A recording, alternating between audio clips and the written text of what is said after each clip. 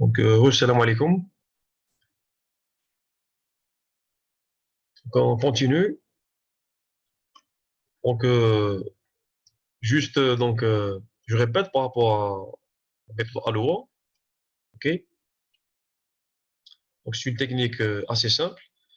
Donc, maintenant, chaque station qui veut émettre, elle va donc commencer l'émission de sa trame immédiatement.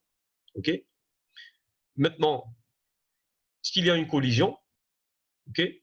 Donc, les stations vont détecter comme quoi il y a une collision. OK? Donc, les stations concernées par la collision donc, vont attendre un temps aléatoire avant de retransmettre leur trame. OK? Maintenant, on a l'inconvénient de cette méthode, c'est que cette méthode, donc, euh, avec cette méthode, on aura donc un nombre important de collisions, ce qui va donc se répercuter d'une manière significative sur le débit. On a d'après les statistiques, OK, au meilleur des cas, donc on va utiliser 18% de la bande passante allouée. OK? Donc, ce qui est donc énorme.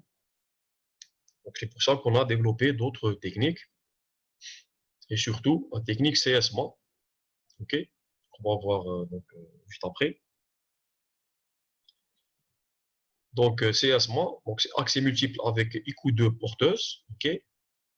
Donc, maintenant, une station qui veut émettre, ok, avant d'initier l'émission de sa trame, ok, elle doit d'abord faire l'écoute préalable du média, du support transmission, ok. Donc, si le support transmission est libre, elle va transmettre la trame, ok. Si le support transmission est occupé, elle va différer sa transmission, ok. Bon, bien sûr, on a maintenant comment elle se fait, l'écoute le média, ok. C'est donc à travers un équipement spécial qui permet de mesurer donc l'amplitude, ok, du signal donc qui transite à travers le média, transmission. Donc, si on a un signal nul, donc ça veut dire que le média est libre. OK? Si on a un signal donc avec une certaine amplitude, OK, ça veut dire que le média est utilisé et la station va différer sa transmission. OK? Donc, bien sûr, CSMA donc, va réduire avec CSMA. Donc, CSMA permet de réduire donc, le nombre de collisions. OK? Théoriquement, on a normalement, le nombre de collisions donc, devient donc le nombre de collisions, enfin les collisions, donc le nombre de collisions devient quasiment nul. Ok? C'est pas vraiment le cas. Ok? Pourquoi? Parce que on peut avoir deux stations qui veulent émettre en même temps et qui écoutent surtout, qui font l'écoute du média en même temps. Ils trouvent qu'en même temps que le média est libre et initient donc leur transmission donc simultanément. Et là, on va avoir une collision. OK? Donc, on a un problème. Si deux stations écoutent en même temps, OK, ils vont trouver que le canal est libre en même temps et ils vont donc initier leur émission en même temps et là, on aura une collision. OK? Deuxième problème, OK? Donc, parfois, s'il y a une émission ou là un signal qui transite sur le média ou le support transmission, mais qui est donc assez lointain par rapport à la station. Ok. Donc la station ne peut pas donc mesurer l'amplitude du signal parce qu'il est plus loin. On a toujours le support transmission. Donc plus la distance est longue, plus le signal donc s'affaiblit, s'atténue. Ok. Donc si on a une station ou là, si on a une émission ou là, un signal qui transite sur le support transmission qui est assez lointain par rapport à la station. Donc la station, pour elle, quand elle va écouter, okay, pour elle, le média est libre et elle va initier sa transmission, ok, ou son émission. Et là, donc, il y aura donc une collision avec, avec la transmission qui se faisait donc avec une station donc assez lointaine. Ok. Donc هنا CSMA زدنا لها هنا CSMA on l'a développé زدنا لها هذاك CD. Ok. Collision detection. Donc CSMA tout seul c'est une bonne technique, ok, mais c'est pas suffisant. Ok. Donc il faut maintenant détecter s'il y a une collision. Donc après l'émission du tram, ok, la station qui émettrice reste toujours à l'écoute du support de transmission afin de détecter une éventuelle collision. Ok. Donc CSMA, on a CSMA, c'est quoi? Chaque station, avant d'émettre, elle va écouter le canal ou là le média. Si le média est libre, c'est-à-dire il n'y a pas de transmission, elle va donc initier son émission. Si le média est occupé, c'est-à-dire qu'il y a une transmission en cours, donc elle va différer sa transmission. Ok. Maintenant, qu'est-ce qu'on a? On a malgré la technique CSMA, malgré le fait qu'elle écoute, ok, on peut avoir toujours des collisions. Pourquoi? C'est dû à deux, si on veut, deux problématiques. Ok. La première problématique qu'on a, on peut avoir deux stations qui écoutent en même temps et qui vont initier leur émission en même temps. Donc là, on aura une collision. Ok. Et aussi le problème, si donc on a donc une émission donc assez lointaine par rapport à la station qui écoute, assez loin, le réseau, ok, la station donc ne peut pas détecter l'amplitude du signal, ne peut pas donc savoir qu'il y a une collision en cours et commence son émission et en fait quand il y aura une collision, ok. Donc CSMA زدنا la détection de collision, ok.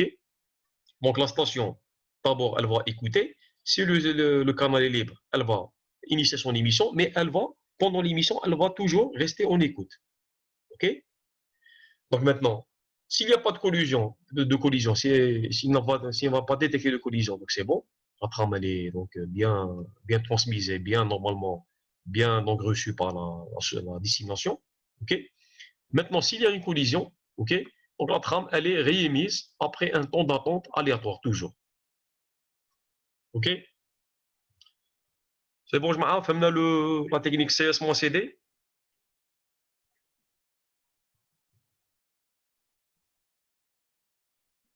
Oui, monsieur. Des questions par rapport à CS-CD? Ah, c'est très clair. Donc, la technique CS-CD actuellement, ok, c'est la technique la plus utilisée. Ethernet, le protocole Ethernet de la couche liaison données utilise justement la technique CS-CD. Ok. Donc, même les réseaux domestiques actuels ou les réseaux locaux, comme utilisent le protocole Ethernet, donc Camel utilise la technique CS-CD pour gérer l'accès aux médias. Ok. Donc, je récapitule rapidement. Donc, je connais CS-CD, ça consiste à faire quoi? Chaque station, chaque machine, qui veut transmettre une trame, avant de faire la transmission, elle va d'abord écouter le canal, ok, ou le média.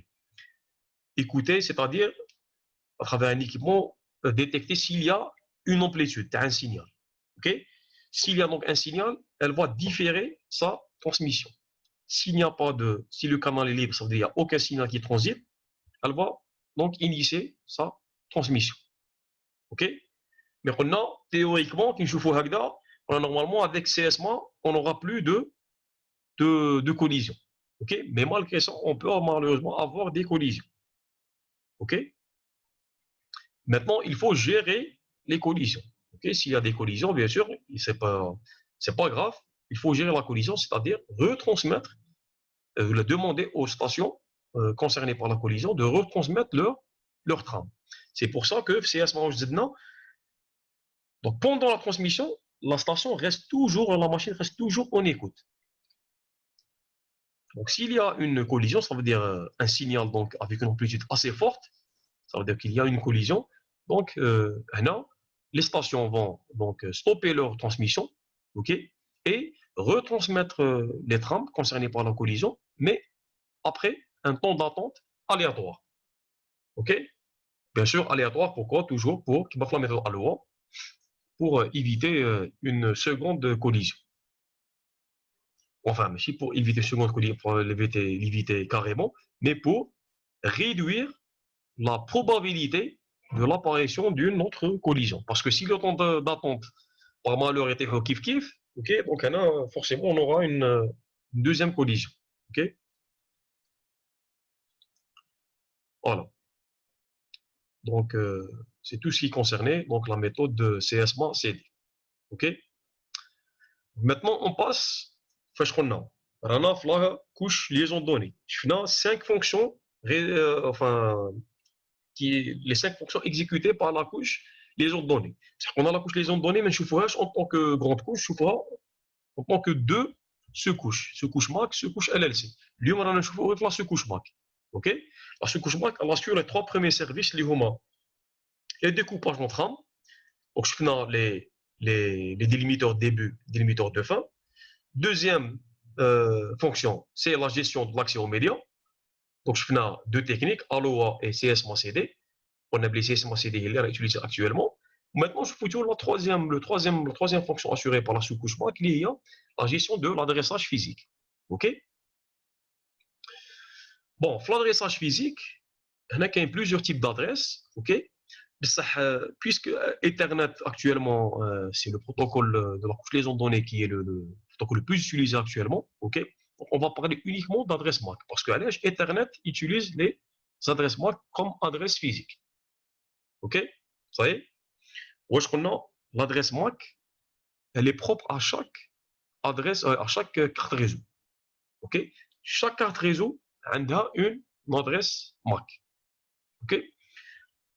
Carte réseau filaire, le port AJ45 ou la carte réseau Wi-Fi. OK? Même actuellement, on a les équipements, par exemple des modulateurs numériques ou la régie fait carte réseau filaire ou le Wi-Fi, même on a une carte réseau, on a une adresse MAC. OK? Tout ce qui est domotique, OK? Une chaudière ou là qui communique avec le réseau Wi-Fi, on a une carte réseau Wi-Fi avec une adresse MAC. OK? Mais ça a une problématique, c'est que l'adresse MAC, elle doit être unique au niveau mondial. On ne peut pas trouver deux cartes réseau qui ont la même adresse MAC. Vous voyez? Et on va voir justement maintenant comment justement assurer cette unicité de l'adresse MAC. Donc l'adresse MAC, ce qu'il faut savoir au début, c'est une adresse qui est codée sur 6 octets. C'est-à-dire combien de bits? 48 bits. OK? Donc elle définit l'adresse physique d'une carte réseau.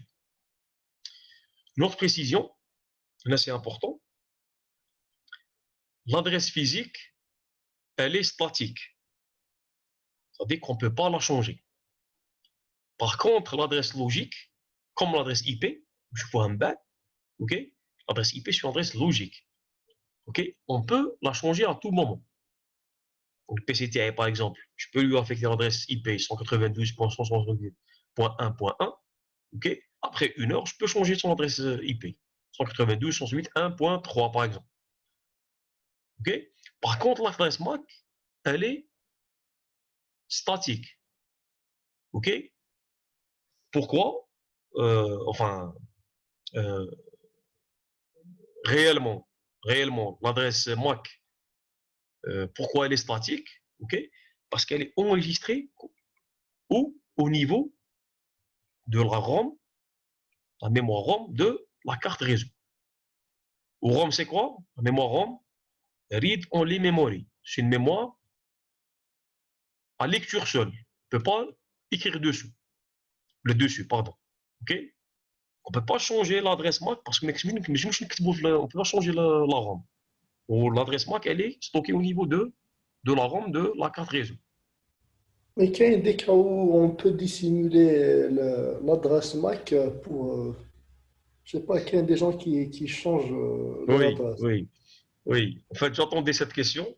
ok? Parce que je sais que vous êtes tous passionnés par par le piratage et hacking, etc. Ok? Oui, on peut, on peut dissimuler, ok? Ou les simuler le changement d'une adresse MAC. C'est réellement, l'adresse MAC qu'on va changer, elle n'est pas changée au niveau de la carte réseau. Elle est changée d'une manière logicielle. Ok? C'est-à-dire que je vais ajouter un programme, ok?